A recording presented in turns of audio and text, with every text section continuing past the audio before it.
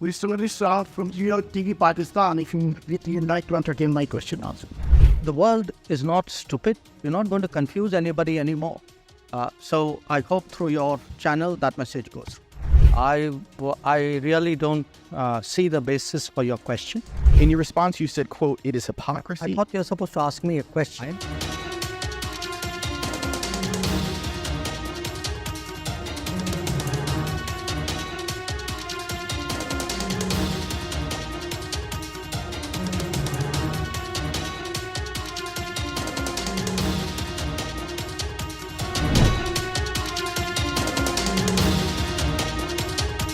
We similarly saw from TV Pakistan, if you would like to entertain my question also.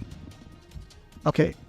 How about Kulbhushan? First of all, India and Pakistan have been accusing each other about terrorism. Hina Rabbani, as you said, yesterday, she brought out here. Could you come to the question?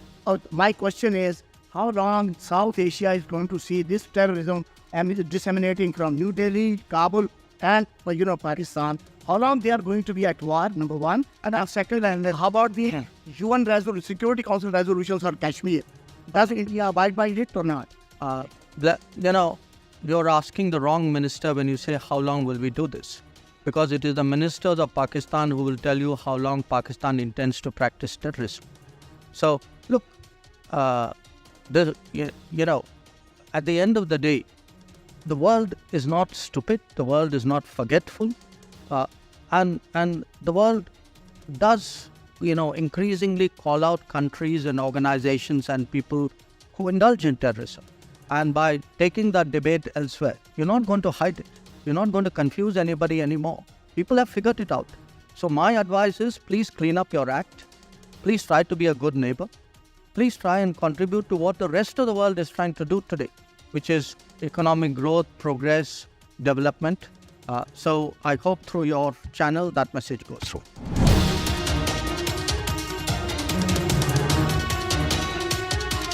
India has extended the import of Russian oil. It is a totally opposite position of the European sanction.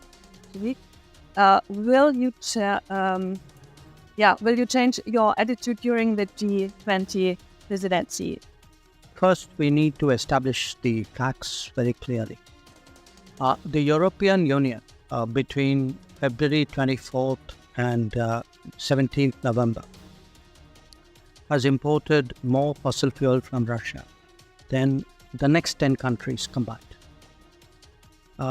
Just as I were to give you an India comparison, the oil import in European Union is like 6 times what India has imported. Gas is infinity times because we don't import. Whereas European Union has imported $50 billion worth, 50 billion euros worth. Even coal imports from Russia by European Union, are not singling any particular country, is 50% more than India's import. So the remark that you made that, this is the way the European Union is going and this is the way India is going, I would very respectfully suggest maybe European Union is actually doing something very much more than India is doing it.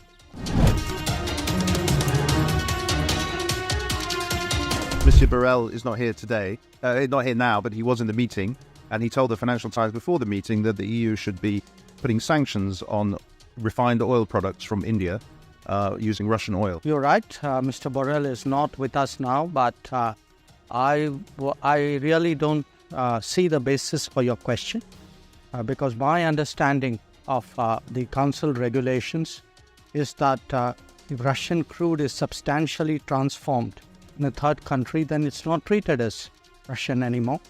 I would urge you to look at Council Regulation 833/2014.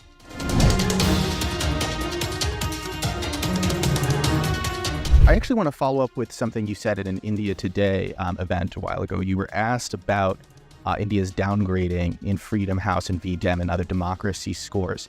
And the journalist asked you, quote, "How do you see this play itself out in terms of how India is being perceived by the world and these new reports?" In your response, you said, quote, "It is hypocrisy." I thought you were supposed to ask me a question. I am asking you a question.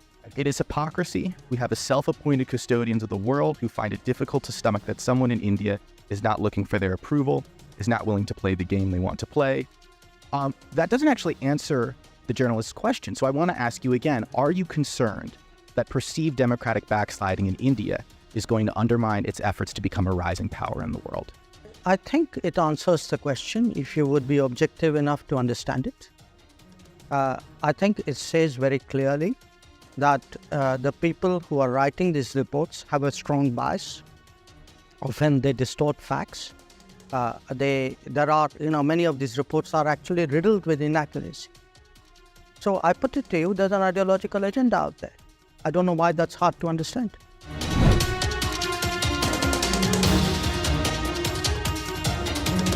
I just wanted to follow up, Minister, with a quick clarification. You're saying you have no evidence. This is related to the Canadian story, which I'm sure you're sick of speaking about.